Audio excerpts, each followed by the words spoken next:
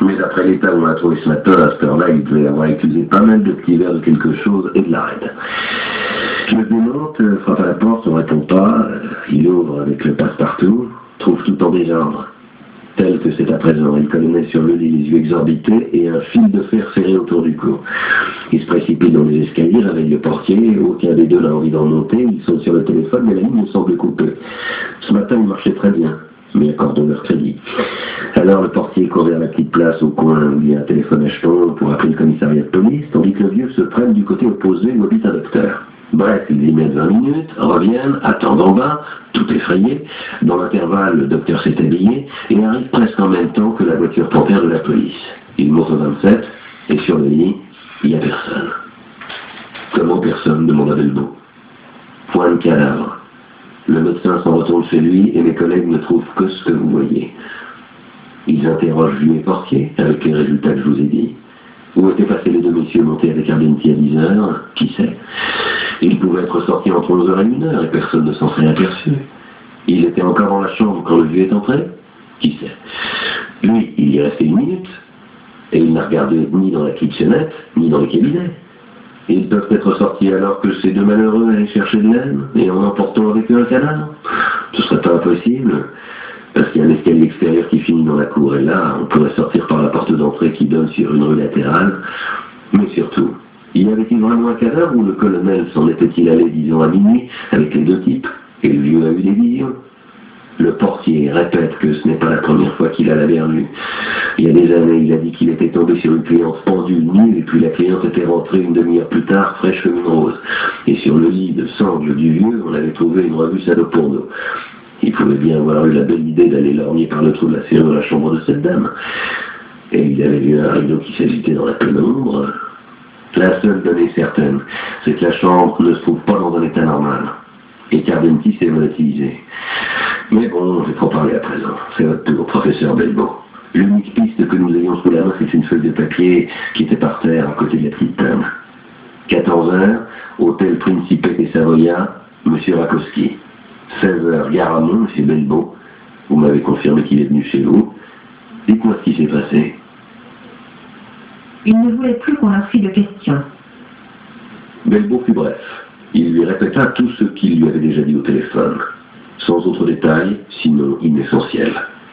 Le colonel avait raconté son histoire fumeuse, disant qu'il avait découvert les traces d'un trésor dans certains documents trouvés en France, mais il ne nous en avait pas dit beaucoup plus.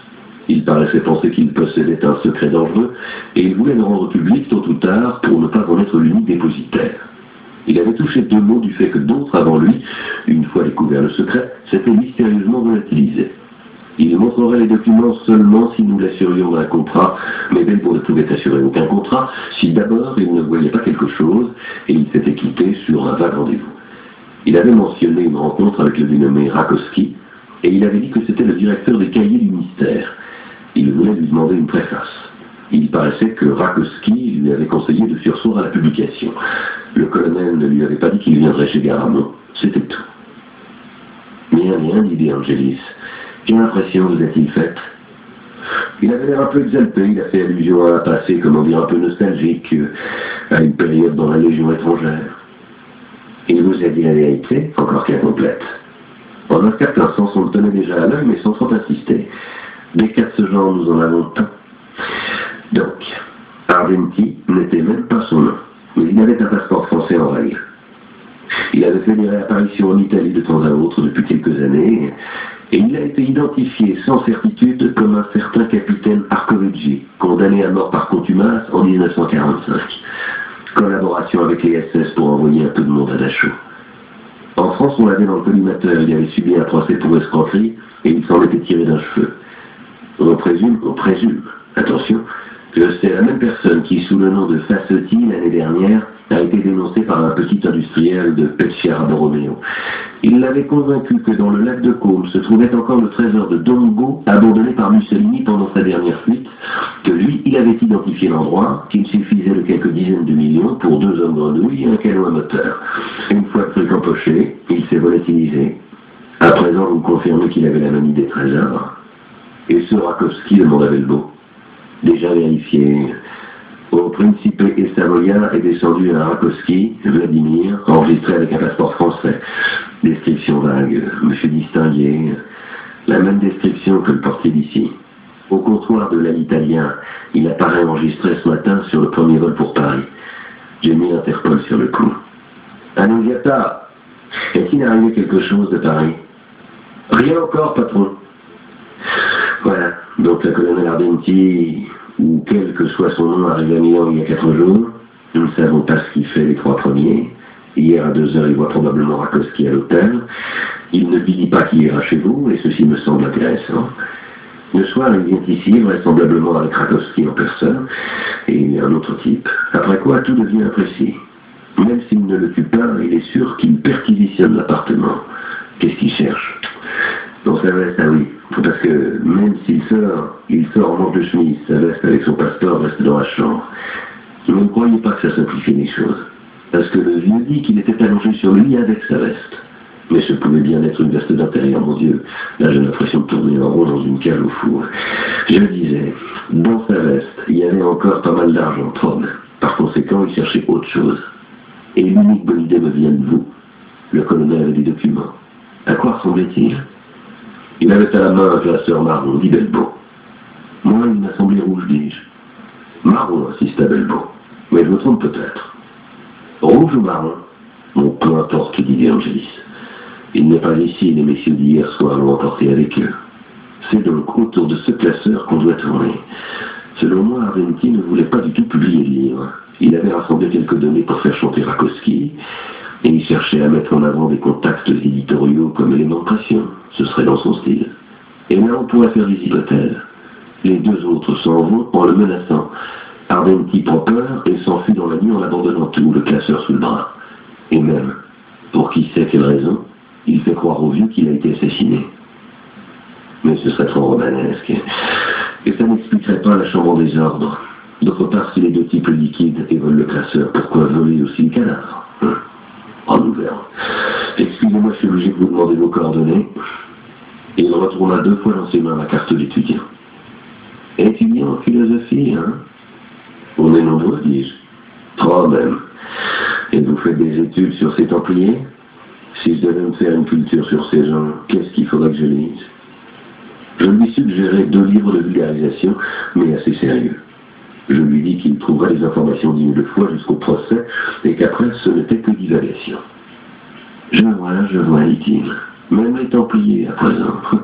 Un groupuscule que je ne connaissais pas encore. Arriva le dénommé Annunziata avec un texte. Voilà la réponse de Paris, patron. Il lut. Excellent, à Paris, ce Rakowski est inconnu. Et de toute façon, le numéro de son passeport correspond à celui de papier d'identité volé il y a 2 ans. Parfait, tout se précise. Monsieur Rakowski n'existe pas. Vous dites qu'il était directeur d'une revue, comment s'appelait-elle? Il prit note. Nous essaierons. Mais je parie que nous découvrirons que la revue non plus n'existe pas. Ou qu'elle a cessé de paraître depuis belle lurette. Bien, messieurs, merci pour votre collaboration. Je vous dérangerai peut-être encore quelques fois. Donc, une dernière question. Cet Ardenti a-t-il laissé entendre qu'il avait des rapports avec un groupe politique quelconque? Il me dit Belbeau. Il paraissait avoir abandonné la politique pour les trésors. Et pour l'abus d'incapable, il s'adressa à moi. J'imagine qu'il ne vous a pas plu, à vous. Les types communes ne me plaisent pas, dis-je. Quant à me mettre à les étrangler avec un fil de fer, non, si ce n'est idéalement. Normal, trop pénible. N'ayez crainte, monsieur Casaubon. Je ne suis pas de ceux qui croient que tous les étudiants sont des criminels. Soyez tranquille, tous mes vœux pour votre thèse.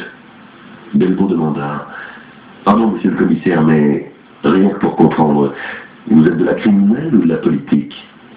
Bonne question. Mon collègue de la criminelle est venu cette nuit, après qu'ils ont découvert dans les archives quelque chose de plus sur les écarts de notre Ardenti. Il m'a passé l'affaire à moi. Je suis de la politique. Mais je ne sais pas vraiment si je suis la personne qu'il faut. La vie n'est pas aussi simple que dans les polars. Je le supposais, dit Belbeau en lui tordant la main. Nous nous en allâmes. Je n'étais pas tranquille. Pas à cause du commissaire qui m'était apparu comme un brave type, mais je m'étais trouvé pour la première fois de ma vie au centre d'une sombre histoire. Et j'avais menti. Et Belbeau avec moi. Je le quitté sur le seuil des éditions Garamond, et l'un et l'autre nous étions gênés. Nous n'avons rien fait de mal, dit Belbeau d'un ton coupable. Que le commissaire soit au courant d'un golf ou des cathares, ça ne fait pas beaucoup de différence. Ce n'était que des divagations. Ardenti a été contraint, pourquoi pas, à s'éclipser pour d'autres raisons, et il y en avait mille. Rakowski est, pourquoi pas, des services secrets israéliens, et il a réglé le vieux compte. C'était pourquoi pas un compagnon d'armes dans la Légion étrangère avec de vieilles rancœurs. C'était pourquoi pas un tueur algérien. L'histoire du trésor templier n'était pourquoi pas qu'un épisode secondaire dans la vie de notre colonel. Oui, je sais, on joue marron, dit mon classeur. Vous avez bien fait de me contredire. Il était clair comme ça que nous l'avions juste entreaperçu. Je me taisais, et Belbeau ne savait pas comment conclure. Vous me direz que j'ai fui de nouveau, comme dans la Via Larga. Vétille, nous avons bien fait. Au revoir. J'ai éprouvé de la pitié pour lui, parce qu'il se sentait lâche. Moi pas. On m'avait appris à l'école qu'avec la police il faut mentir, par principe. Mais c'est ainsi la mauvaise conscience corrompt l'amitié. À dater de ce jour, je ne le vis plus. J'étais son remords, il était le mien. Mais j'eus alors la conviction qu'étudiant, on est toujours plus suspect que diplômé. Je travaillais encore un an et remplis 250 feuillets sur le procès des Templiers. C'était les années où présenter sa thèse prouvait une loyale adhésion aux lois de l'État. Et on se voyait traiter avec indulgence. Au cours des mois qui suivirent, certains étudiants commencèrent à se servir d'armes à feu. L'époque des grandes manifs à ciel ouvert touchait à sa fin. J'étais à court d'idéaux. J'avais un alibi, car en aimant Amparo, je faisais l'amour avec le tiers-monde. Amparo était belle, marxiste, brésilienne, enthousiaste, désenchantée. Elle avait une bourse d'études et un sens splendidement mêlé, tout à la fois. Je l'avais rencontrée à une fête et j'avais agi sous le coup de l'impulsion. Pardon, mais je voudrais faire l'amour avec toi. Tu es un cochon de machiste. Je n'ai rien dit. Tu me l'as dit, je suis une cochonne de féministe. Elle était sur le point de rentrer dans son pays et je ne voulais pas la perdre. Ce fut elle qui me mit en contact avec une université de Rio où on cherchait un lecteur italien. J'obtins le poste pour 2 années, renouvelable. Vu que je me sentais à l'étroit en Italie, j'acceptais. Et puis, dans le Nouveau Monde, me disais-je, je ne rencontrerai pas les Templiers. Illusion, pensais-je samedi soir dans le périscope. En montant les escaliers des éditions Garamond, je m'étais introduit dans le palais. Diotallevi disait, Bina est le palais que Okma se construit en s'étendant à partir du point primordial. Si Okma est la source, Bina est le fleuve qui en découle, se divisant ensuite en ses différents bras, jusqu'à ce que tous se jettent dans la grande mer de la dernière Séphira. Et en Bina, toutes les formes sont déjà préformées.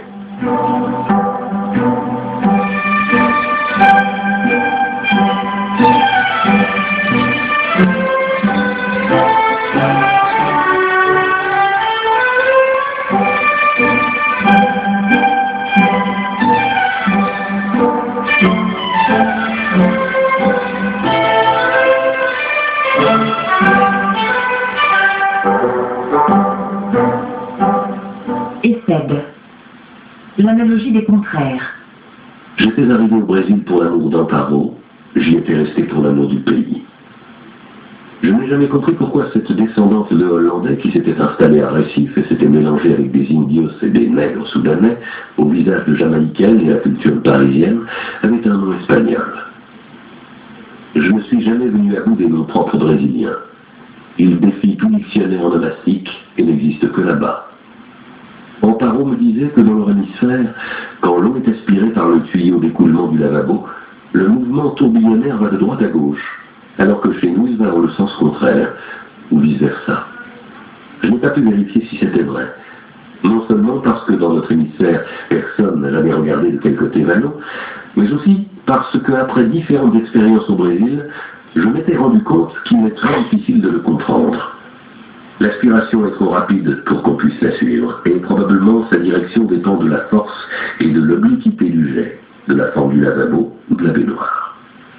Et puis, si c'était vrai, qu'est-ce qui se passerait à l'équateur? L'eau coulerait peut-être à pic sans tournoyer, ou elle ne coulerait pas du tout. À cette époque, je ne dramatisais pas trop le problème, mais samedi soir, je pensais que tout dépendait des courants telluriques et que le pendule en cachait le secret. Amparo était ferme dans sa foi. Peu importe ce qui arrive dans le cas empirique, me disait-elle. S'il s'agit d'un principe idéal à vérifier dans des conditions idéales, et donc jamais. Mais c'est vrai. À Milan, Amparo m'était apparu désirable pour son désenchantement. Là-bas, réagissant aux acides de sa terre, elle devenait quelque chose de plus insaisissable, lucidement visionnaire et capable de rationalité souterraine. Je la sentais agitée par des passions antiques. Elle veillait à les brider, pathétique dans son ascétisme qui lui commandait d'en refuser la séduction. Je mesurais ses splendides contradictions en la voyant discuter avec ses camarades. C'étaient des réunions dans des maisons mal installées, décorées avec de rares posters et beaucoup d'objets folkloriques. Des portraits de Lénine et des terres cuites nordestines qui célébraient le Cangiaciero, ou des fétiches amérindiens.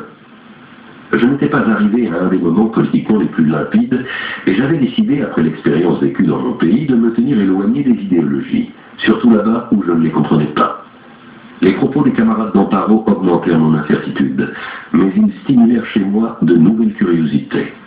Ils étaient naturellement plus marxistes et à première vue, ils parlaient presque comme tout marxiste européen, mais ils parlaient d'une chose différente. Et soudain, au cours d'une discussion sur la lutte des classes, ils parlaient du cannibalisme brésilien, ou du rôle révolutionnaire des cultes afro-américains. Alors, entendant parler de ces cultes, j'acquis la conviction que là-bas, même l'aspiration idéologique va dans le sens contraire. Il m'ébauchait un panorama de migrations pendulaires internes, avec les déshérités du Nord qui descendaient vers le sud industriel, se sous-prolétarisaient dans des métropoles immenses, asphyxiés par des nuages de smog, retournaient désespérés dans le Nord pour reprendre un an après la fuite vers le sud. Mais au cours de cette oscillation, beaucoup s'enlisaient dans les grandes villes, et absorbés par une pléiade d'églises autochtones, ils s'adonnaient au spiritisme, à l'évocation de divinités africaines. Et là, les camarades d'Amparo se divisaient. Pour certains, cela démontrait un retour aux racines, une opposition au monde des Blancs.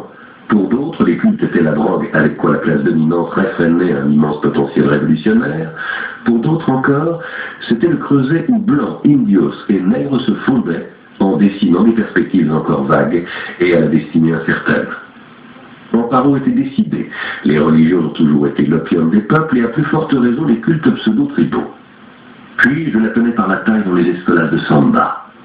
Quand j'entrais moi aussi dans les serpents de danseurs qui traçaient des sinusoïdes rythmés par le battement insoutenable des tambours. Et je me rendais compte qu'elle adhérait à ce monde avec les muscles de l'abdomen, avec le cœur, avec la tête, avec les narines.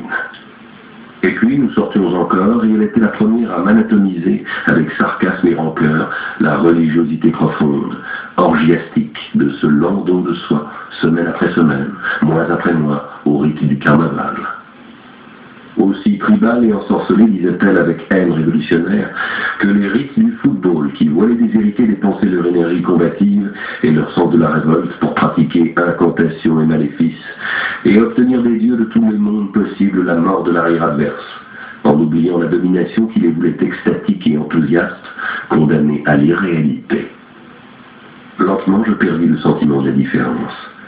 De même que je m'habituais peu à peu à ne pas chercher à reconnaître les races, dans cet univers de visages qui racontait des histoires centenaires d'hybridation incontrôlée. Je renonçais à établir où se trouvait le progrès, ou la révolte, ou le complot, comme disaient les camarades d'Amparo du Capital. Comment pouvais-je encore penser européen, quand j'apprenais que les espoirs de l'extrême gauche étaient entretenus par un évêque du Nord-Est, soupçonné d'avoir sympathisé avec le nazisme dans sa jeunesse, lequel, avec une foi intrépide, tenait bien haut le flambeau de la révolte, mettant sans dessus-dessous le Vatican effrayé et les barracudas de Wall Street, enflammant de liesse l'athéisme des mystiques prolétaires, conquis par l'étendard menaçant effraie d'une belle dame qui, transpercée de cette douleur, contemplait les souffrances de son peuple. Un matin, sorti avec Amparo d'un séminaire sur la structure de classe du Lumpenprolétariat, nous parcourions en voiture une route littorale. Je vis le long de la plage des offrandes votives, des bougies, des corbeilles blanches. Amparo me dit qu'elles étaient offertes à Yemanja, la déesse des eaux. Elle descendit de la voiture, se rendit avec componction sur la ligne du brisement des vagues, demeura quelques instants en silence. Je lui demandai si elle y croyait. Elle me demanda avec rage comment je pouvais le croire. Puis elle ajouta « Ma grand-mère m'emmenait ici, sur cette plage. Et elle invoquait la déesse pour que je puisse grandir dire belle et bonne et heureuse. Qui est ce philosophe à vous qui parlait des chats noirs et des cornes de corail et a dit « Ce n'est pas vrai, mais j'y crois ». Bien, moi je n'y crois pas, mais c'est vrai. Ce fut ce jour-là que je décidai d'épargner sur nos salaires et de tenter un voyage à Bahia. Mais ce fut aussi alors, je le sais, que je commençai à me laisser bercer par le sentiment de la ressemblance. Tout pouvait avoir de mystérieuses analogies avec tout. Lorsque je revins en Europe, je transformai cette métaphysique en une mécanique. Et c'est pour cela que je donnais peut-être la première dans le piège où je me trouve maintenant, mais à l'époque, j'agis dans un crépuscule où s'annulaient les différences. Raciste, je pensais que les croyances d'autrui sont pour l'homme fort des occasions d'un même rêverie. J'appris des rythmes, des manières de laisser aller le corps et l'esprit. Je me le disais l'autre soir, mon périscope, tandis que pour lutter contre le fourmillement de mes membres, je les bougeais comme si je frappais encore la gogo. Tu vois, me disais-je, pour te soustraire au pouvoir de l'inconnu, pour te montrer à toi-même que tu ne crois pas, tu en acceptes les charmes, comme un athée qui avoue l'être, qui de nuit verrait le diable et raisonnerait de la sorte. Lui, certes, n'existe pas, et c'est là une illusion de mes sens excités, cela dépend sans doute de ma digestion, mais lui ne sait pas, et il croit en sa théologie à l'envers. Sûr qu'il est d'exister, qu'est-ce qui lui ferait donc peur? Vous faites le signe de la croix et lui, crédule, disparaît dans une explosion de soufre. C'est ce qui m'est arrivé à moi comme à un ethnologue pédant qui pendant des années aurait étudié le cannibalisme et pour défier l'esprit borné des Blancs, raconterait à tout le monde que la chair humaine a une saveur délicate. Irresponsable, parce qu'il sait qu'il n'aura jamais l'occasion d'en goûter. Jusqu'à ce que quelqu'un, anxieux de savoir la vérité, veuille essayer sur lui. Et tandis qu'il est dévoré morceau par morceau, il ne saura plus qui a raison, et espère presque que le rite est bon pour justifier du moins sa propre mort. Ainsi, l'autre soir, devais-je croire que le plan était vrai. Sinon, au cours de ces 2 dernières années, j'aurais été l'architecte omnipuissant d'un cauchemar malin. Mieux valait que le cauchemar fût réalité. Si une chose est vraie, elle est vraie, et vous n'y êtes pour rien. Sauver la faible Aïcha. Tandis que je m'avançais dans la forêt des ressemblances, je reçus une lettre de Belbo.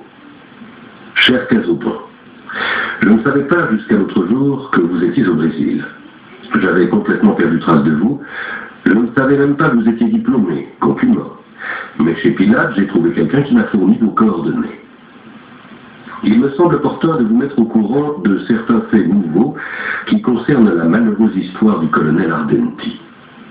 Plus de 2 années ont passé, me semble-t-il, et il faut encore m'excuser car c'est moi qui vous ai mis dans le pétrin ce matin-là, sans le vouloir. J'avais presque oublié cette sale affaire, mais il y a 2 semaines, je suis allé me promener dans le Montefeltro, et je suis tombé sur la forteresse de San Leo. Il paraît qu'elle était sous domination pontificale au XVIIIe siècle, et que le pape y a fait enfermer Cagliostro, dans une cellule sans porte. On entrait pour la première et dernière fois par une trappe située au plafond, et avec un soupirail par où le condamné ne pouvait voir que les 2 églises du village. Sur le bas-flanc où Cagliostro dormait et où il est mort, j'ai vu un bouquet de roses, et on m'a expliqué qu'il y a encore beaucoup de fidèles qui vont en pèlerinage sur le lieu du martyr. On m'a raconté que parmi les pèlerins les plus assidus, il y avait les membres de Picatrix, un cénacle milanais d'études mystériosophiques qui publie une revue appréciée l'imagination appelée Picatrix. Vous savez que je suis curieux de ces bizarreries, et à Milan, je me suis procuré un numéro de Picatrix, où j'ai appris qu'on devait célébrer d'ici quelques jours une évocation de l'esprit de Cagliostro. J'y suis allé. Les murs étaient amassés d'étendards couverts de signes cabalistiques, grandes débauches de hiboux et chouettes, scarabées et ibis, divinités orientales de provenance incertaine. Sur le fond, il y avait une estrade, avec une avant-scène de torches ardentes et des supports de billots mal dégrossis. En arrière-plan, un autel avec rétable triangulaire et 2 statuettes d'Isis et Osiris. Autour, un amphithéâtre de figures d'Anubis, un portrait de Cagliostro, de qui sinon vous ne croyez pas, une momie dorée format Khéops, 2 candélabres à 5 branches, un gong soutenu par 2 serpents rampants, un lutrin sur un socle recouvert de cotonnettes imprimées de hiéroglyphes, 2 couronnes, 2 trépieds, une mallette mini-sarcophage, un trône, un fauteuil style 17e, 4 chaises dépareillées genre banquet chez le shérif de Nottingham, chandelles, bougies, cierges, toute une ardeur très spirituelle. Enfin, 7 enfants de cœur entrent, soutane rouge et torche, et puis le célébrant, qu'on dit être le directeur de Picatrix, et il s'appelait Brambilla, les dieux le lui pardonnent, avec des ornements roses et olives, et puis la pupille, ou médium. Et puis 6 acolytes, tous de blanc vêtus, qui semblent autant de Ninetto d'Avoli, mais avec un ful, celle du dieu, si vous vous rappelez nos poètes. Brambilla se coiffe d'un trirègne orné d'une demi-lune, s'empare d'une flamberge rituelle, trace sur la scène des figures magiques, évoque quelques esprits angéliques avec la finale en L, et c'est alors que me viennent vaguement à l'esprit ces diableries pseudo-sémitiques du message d'un golf. Mais c'est l'affaire d'un instant, et puis ça me sort de l'esprit. Parce que c'est alors aussi qu'il se passe quelque chose de singulier. Les micros de la scène sont reliés à un dispositif de syntonisation qui devrait recueillir des ondes errant dans l'espace. Mais l'opérateur, avec un ful, doit avoir commis une erreur. Et on entend d'abord de la disco-musique, puis entre en onde à Radio Moscou. Brambilla ouvre le sarcophage, en extrait un grimoire, sabre l'air d'un encensoir et crie « Ô Seigneur, que ton règne arrive !» Et il semble obtenir quelque chose parce que Radio Moscou se tait. Mais au moment le plus magique, elle reprend sur un chant de cosaques avinés, de ceux qui dansent avec le derrière à ras de terre. Brambilla invoque la clavicula salomonis, brûle un parchemin sur un trépied au risque d'allumer la bûcher, évoque quelques divinités du temple de Karnak, demande avec impertinence d'être placé sur la pierre cubique d'Ésode, et appelle avec insistance un certain familier 39, qui doit être très familier au public, car un frémissement se répand dans la salle. Une spectatrice tombe en transe, les yeux en l'air, on ne voit plus que le blanc, les gens s'écrient « Un docteur, un docteur !» À ce moment, Brambilla fait taper le pouvoir des pentacles et la pupille, qui s'était entre-temps assise dans le fauteuil faux 17e, commence à s'agiter, à gémir. Brambilla se penche sur elle en l'interrogeant avec anxiété, autrement dit, en interrogeant le familier 39, qui, je le devine maintenant, est Cagliostro soi-même. Et voici que commence la partie inquiétante, parce que la jeune fille fait vraiment de la peine et souffre sérieusement, transpire, tremble, brame, commence à prononcer des phrases tronquées, parle d'un temple, d'une porte à ouvrir, dit qu'on est en train de se créer un tourbillon de force, qu'il faut monter vers la grande pyramide. Brambilla s'agite sur la scène, en percutant le gong et en appelant Isis sa gorge déployée. Moi, je jouis du spectacle. Quand soudain, j'entends que la fille, entre un soupir et un gémissement, parle de 6 sauts, de 120 ans d'attente et de 36 invisibles. Et il n'y a plus de doute, elle parle du message de Provins. Tandis que je suis prêt à en entendre davantage, la fille s'affaisse, épuisée. Brambilla la caresse au front, bénit l'assistance de son encensoir et dit que le rite est fini. D'un côté, j'étais impressionné. D'un autre côté, je voulais comprendre. Et je cherche à m'approcher de la fille qui, pendant ce temps, est revenue à elle. S'est enfilée un manteau mi-saison, plutôt moche, et s'apprête à sortir par derrière. Je suis sur le point de la toucher à l'épaule et je sens qu'on me prend par un bras. Je me retourne.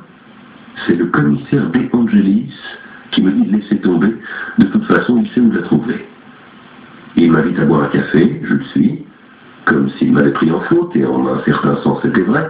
Et au bar, il me demande pourquoi j'étais ici et pourquoi je cherchais à aborder la fille. Je m'énerve. Je lui réponds que nous ne vivons pas sous une dictature, et que je peux aborder qui je veux. Lui s'excuse et m'explique. Les enquêtes sur Ardenti étaient allées au ralenti. Mais ils avaient essayé de reconstituer la façon dont il avait passé ces 2 jours à Milan avant de rencontrer les gens de chez Garamond et le mystérieux Rakowski. Au bout d'un an, par un coup de chance, on avait su que quelqu'un avait vu Ardenti sortir du siège de Picatrix avec la sensitive. Par ailleurs, la sensitive l'intéressait parce qu'elle vivait avec un individu qui n'était pas inconnu à la brigade des narcotiques. Je lui dis que j'étais là par pur hasard et que m'avait frappé le fait que la fille avait dit une phrase sur Cisso que j'avais entendue dans la bouche du colonel. Lui me fait observer qu'il est étrange que je me rappelle si bien à 2 années de distance ce qu'avait dit le colonel, vu que le lendemain j'avais seulement fait allusion à de vagues propos sur le trésor des Templiers. Moi, je lui dis que le colonel avait parlé justement d'un trésor protégé par quelque chose comme Ciseaux, mais je n'avais pas pensé que ce fût un détail important parce que tous les trésors sont protégés par cette sceau et des scarabées d'or. Et lui d'observer qu'il ne voit pas pourquoi les paroles de la médium auraient dû me frapper, vu que tous les trésors sont protégés par des scarabées d'or. Je lui demande de ne pas me traiter comme un repris de justice, et il change de ton et se met à rire. Il dit qu'il ne trouve pas bizarre que la fille ait dit ce qu'elle a dit. Parce que, d'une façon ou d'une autre, Ardenti devait lui avoir parlé de ses lubies, peut-être même en cherchant à l'utiliser comme intermédiaire pour quelques contacts astrales, comme on dit dans ce milieu. La sensitive est une éponge, une plaque photographique. Elle doit avoir un inconscient aux allures de Luna Park, m'a-t-il dit. Ceux de Picatrix lui font probablement un lavage de cerveau toute l'année. Il n'est pas invraisemblable qu'en état de transe, parce que la fille y va pour de bon, elle ne fait pas semblant et elle est un peu dérangée du cerveau, ait réaffleuré en elle des images qui l'avaient impressionné longtemps auparavant. Mais 2 jours plus tard, De Angelis débarque dans mon bureau et me dit que c'est quand même bizarre. Le lendemain, il est allé chercher la fille. Elle était absente. Il demande au voisin, personne ne l'a vue, plus ou moins depuis l'après-midi précédent, le soir du rite fatal. Lui, le soupçon lui monte au nez. Il entre dans l'appartement, le trouve tout en désordre, drap par terre, oreiller dans un coin, journaux piétinés, tiroirs vides. Disparu, elle et son protecteur ou amant ou concubin comme on voudra. Il me dit que si je sais quelque chose de plus, il vaut mieux que je parle, parce qu'il est étrange que la fille se soit volatilisée, et il y a 2 raisons à cela. Ou quelqu'un s'est aperçu que lui, De Angelis, l'avait à l'œil, ou ils ont remarqué qu'un certain Jacopo Belbo tentait de lui parler. Et donc, ce qu'elle avait dit en transe se référait à quelque chose de sérieux, et eux-mêmes, quels qu'ils fussent, ne s'étaient jamais rendus compte qu'elle en savait tant. Et puis, mettons qu'il vienne à l'esprit d'un de mes collègues que c'est vous qui l'avez assassiné, a ajouté De Angelis avec un beau sourire. Vous voyez qu'il convient de marcher unis. J'allais perdre mon calme. Dieu sait que ça ne m'arrive pas souvent. Je lui ai demandé pourquoi donc une personne qu'on ne trouve pas chez elle devrait avoir été assassinée. Et lui m'a demandé si je me souvenais de l'histoire du colonel. Je lui ai dit qu'en tout cas, si on l'avait assassiné ou enlevé, ça avait été l'autre soir, quand je me trouvais avec lui. Et lui m'a demandé comment je faisais pour être si sûr de moi, parce que nous nous étions quittés vers minuit, et après il ne savait pas ce qui s'était passé. Je lui ai demandé s'il parlait sérieusement. Lui m'a demandé si je n'avais jamais lu de roman noir. Il ne savait pas que la police doit soupçonner par principe quiconque n'a pas un alibi aussi lumineux que Hiroshima, et qu'il faisait don de sa tête pour une transplantation tout de suite même, si j'avais un alibi pour le temps écoulé entre 1 heure et le matin d'après. Que vous dire, Casaubon? Peut-être aurais-je bien fait de lui raconter la vérité. Mais du côté de chez moi, on est têtu, et on n'arrive jamais à faire marche arrière. Je vous écris parce que, si j'ai trouvé votre adresse, De Angelis pourrait aussi la trouver. S'ils se mettent en contact avec vous, sachez au moins la ligne à laquelle je me suis tenu. Mais vu que cette ligne ne me semble vraiment pas très droite, si vous croyez bien faire, dites tout. J'ai honte, pardonnez-moi. Je me sens rempli de quelque chose, et je cherche une raison, à peine teintée de noblesse pour me justifier, et ne la trouve pas. Ce doivent être mes origines paysannes. Dans nos campagnes, nous sommes de vilaines gens. Toute une histoire, comme on dit en allemand, unheimlich, votre Jacopo Belbo. Ces mystérieux initiés. La lettre me troubla. Non de crainte d'être recherché par De Angelis, allant donc dans un autre hémisphère, mais pour des raisons plus imperceptibles. À ce moment-là, je pensais que je m'irritais de ce que me revint là-bas par ricochet un monde que j'avais quitté. À présent, je comprends que ce qui me perturbait, c'était un énième complot de la ressemblance, le soupçon d'une analogie. Ma réaction instinctive fut de penser que retrouver Belbo avec son éternelle conscience d'écorché vif m'agaçait. Je décidai de tout refouler et ne fis pas mention de la lettre à Amparo. Je fus aidé par la seconde lettre, que Belbo m'envoya 2 jours après, et pour me rassurer. L'histoire de la sensitive s'était terminée de façon raisonnable. Un indicateur de la police avait raconté que l'amant de la fille était impliqué dans un règlement de compte pour un stock de drogue qu'il avait vendu au détail au lieu de le consigner à l'honnête grossiste qu'il avait déjà payé. choses qui dans le milieu sont très mal vues. Pour sauver sa peau, il s'était volatilisé. Claire, qu'il avait emmené avec lui sa maîtresse. Puis, en épluchant les journaux restés dans leur appartement, De Angelis avait trouvé des revues genre Picatrix avec une série d'articles visiblement soulignés en rouge. L'un concernait le trésor des Templiers, un autre les Rose-Croix qui vivaient dans un château ou dans une caverne, ou quoi diable d'autre, où était écrit « Poste 120 Años Patebo ». Et ils avaient été définis comme 36 invisibles. Pour De Angelis, tout était donc clair. La sensitive se nourrissait de cette littérature, qui était la même dont se nourrissait le colonel, et puis elle la rendait quand elle était en transe. L'affaire était close, elle passait à la brigade des narcotiques. La lettre de Belbo ruisselait de soulagement. L'explication de De Angelis apparaissait comme la plus économique. L'autre soir, dans le périscope, je me disais qu'au contraire, il en était peut-être allé bien différemment. La sensitive avait, oui, cité quelque chose entendu dans la Bruta Ardenti, mais quelque chose que les revues n'avaient jamais dit, et que personne ne devait connaître. Dans le milieu de Picatrix, il existait quelqu'un qui avait fait disparaître le colonel pour le réduire au silence. Ce quelqu'un s'était aperçu que Belbo entendait interroger la sensitive et l'avait éliminé. Puis, pour brouiller les pistes de l'enquête, il avait éliminé aussi son amant et instruit un indique afin qu'il racontât l'histoire de la fuite. Tellement simple, s'il y avait eu un plan. Mais y en avait-il, vu que nous l'aurions inventé, nous? Eh bien, après, est-il possible que non seulement la réalité dépasse la fiction, mais la précède, autrement dit, prenne une bonne avance pour réparer les dommages que la fiction engendrera? Et pourtant, alors au Brésil, telles ne furent pas les pensées que fit naître en moi la lettre. De nouveau, je sentis plutôt que quelque chose ressemblait à quelque chose d'autre. Je pensais au voyage à Bahia et consacrai un après-midi à visiter les magasins de livres et objets de culte que jusqu'à ce jour j'avais négligés.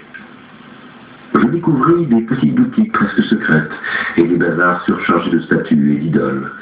J'achetais des perfumadores d'encens de Liemanja et d'autres petites pyramides fumigènes, anti-moustiques celles-ci, aux parfums poivrés, des baguettes d'encens, des atomiseurs de spray douceâtre baptisés Sacré-Cœur de Jésus, des amulettes de dessous.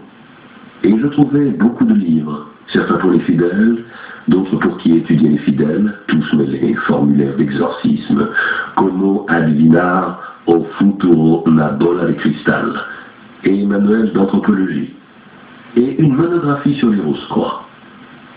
Tout s'amalgama d'un coup, rites sataniques et mauresques dans le temple de Jérusalem, féticheurs africains pour sous-prolétaires nord-estins, le message de Provins avec ses 120 années, et les 120 années des Rose-Croix. Étais-je devenu un shaker ambulant? Bon, seulement à mélanger les mixtures de liqueurs différentes, ou avais-je provoqué un court-circuit en me prenant les pieds dans un enchevêtrement de fils multicolores qui s'embrouillait tout seul? Et depuis longtemps, je me procurais le livre sur les Rose-Croix, puis je me dis qu'à rester, fût-ce quelques heures dans ces librairies, des colonels Ardenti et des sensitives, j'en aurais rencontré au moins 10. Je revins à la maison et communiquai officiellement à Amparo que le monde était plein de dénaturés. Elle me promit réconfort et nous achevâmes la journée selon nature. Nous touchions à la fin de l'année 1975. Je décidai d'oublier les ressemblances et de consacrer toute mon énergie à mon travail. En fin de compte, il me fallait enseigner la culture italienne par les Rose-Croix. Je me consacrai à la philosophie de l'humanisme et découvris que tout juste sortis des ténèbres du Moyen-Âge, les hommes de la modernité laïque n'avaient rien trouvé de mieux que de s'adonner à la cabale et à la magie. Après 2 années de fréquentation d'humanistes qui récitaient les formules pour convaincre la nature de faire des choses qu'elle n'avait pas l'intention de faire, je reçus des nouvelles d'Italie. Mes anciens camarades, ou du moins certains d'entre eux, tiraient dans la nuque de ceux qui ne partageaient pas leurs opinions pour convaincre les gens de faire des choses qu'ils n'avaient pas l'intention de faire. Je ne comprenais pas. Je décidai que désormais je faisais partie du tiers-monde, et je me résolus à visiter Bahia. J'emportais sous le bras une histoire de la culture à l'époque de la Renaissance et le livre sur les Rose-Croix, qui était resté sur une étagère, non coupé. Toutes les traditions de la terre. Et je vis Salvador, Salvador da Bahia de Todos os Santos, la Rome Nègre, et ses 365 églises qui se profilent sur la ligne des collines, se carrent le long de la baie, et où on honore les dieux du panthéon africain. Amparo connaissait un artiste naïf qui peignait de grands tableaux sur bois envahis de visions bibliques et apocalyptiques, éclatant comme les miniatures médiévales, avec des éléments coptes et byzantins. Il était naturellement marxiste. Il parlait de la révolution imminente, passait ses journées à rêver dans les sacristies du sanctuaire de Nosso Senhor de Bonfim, triomphe de Laurent Vacui, écailleuse d'ex-voto qui pendait du plafond et incrustait les murs, un assemblage mystique de cœurs en argent, prothèses de bois, jambes, bras, images de téméraires sauvetages au gros de rutilantes tempêtes, trombes marines, maelstroms. Il nous conduisit dans la sacristie d'une autre église, pleine de grands meubles tout odorants de jacaranda. Ce tableau représente qui demanda Amparo au sacristain. Saint-Georges? Le sacristain nous regarda avec complicité. On l'appelle Saint-Georges, et il vaut mieux l'appeler comme ça, sinon le curé pique une colère. Mais c'est donc ceci. Le peintre nous fit visiter 2 jours durant des nefs et des cloîtres, à l'abri de façades décorées comme des plats en argent désormais noircis et usés. Nous étions accompagnés par des serviteurs mal dégrossis et claudiquants. Les sacristies étaient malades d'or et d'étain, de lourds caissons, de cadres précieux. Dans des chasses de cristal trônaient le long des murs des images de saints grandeur nature, ruisselant de sang, avec leurs queues ouvertes semées de gouttes de rubis, des Christ tordus de souffrance avec leurs jambes rouges d'hémorragie. Dans l'éclair d'or d'un baroque tardif, je vis des anges au visage étrusque, des griffons romans et des sirènes orientales qui faisaient des apparitions sur les chapiteaux. J'allais par des rues anciennes sous le charme de leurs noms qui semblaient des chansons. Rua da Agonia, Avenida dos Amores, Travessa de Chico Diabo. J'étais tombé à Salvador à l'époque où le gouvernement, ou qui en faisait office, assainissait la vieille ville pour en expulser les milliers de bordels. Mais on était encore à mi-chemin. Au pied de ces églises désertes et lépreuses, empêtrées dans leur faste, s'étendaient encore des ruelles malodorantes, où grouillaient des prostituées maigres de 15 ans, de vieilles marchandes de sucreries africaines, accroupies le long des trottoirs avec leurs casseroles sur le feu, des bancs de maquereaux qui dansaient entre les rigoles des eaux usées, au son des transistors du bar voisin. Les anciens palais des colonisateurs, surmontés d'armoiries maintenant illisibles, étaient devenus des maisons de tolérance.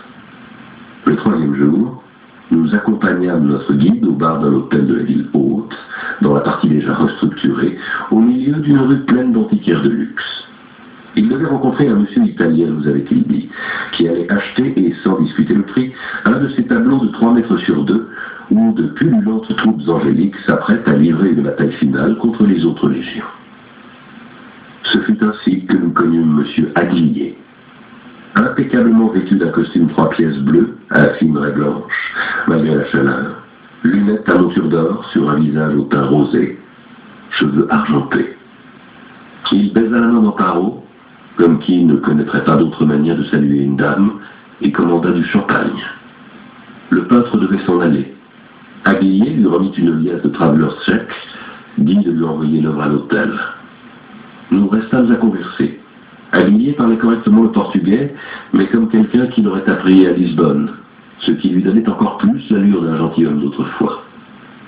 Il s'enquit de nous, fit quelques réflexions sur la possible origine genevoise de mon nom, se montra curieux de l'histoire familiale d'Amparo, mais, qui sait comment, il avait déjà déduit que ses origines étaient de Récif. Quant à la sienne d'origine, il demeura dans le vague. Je suis commun d'ici, dit-il. D'innombrables races se sont accumulées dans mes gènes. Un Italien d'une vieille propriété d'un ancêtre, oui, sans doute noble, mais qui prête attention au jour d'aujourd'hui. Je suis au Brésil par curiosité. Toutes les formes de la tradition me passionnent. Il avait une belle bibliothèque de sciences religieuses, me dit-il, à Milan, où il vivait depuis quelques années. Venez me trouver à votre retour. J'ai beaucoup de choses intéressantes, depuis les rites afro-brésiliens jusqu'au culte d'Isis, dans le Bas-Empire. J'adore les cultes d'Isis, dit Amparo, qui souvent par orgueil aimait à jouer les poseuses. Vous savez tout sur le culte d'Isis, j'imagine. Aguillier répondit avec modestie, seulement le peu que j'en ai vu. Amparo chercha à regagner du terrain. N'était-ce pas il y a 2000 ans? Je ne suis pas jeune comme vous, sourit Aglier.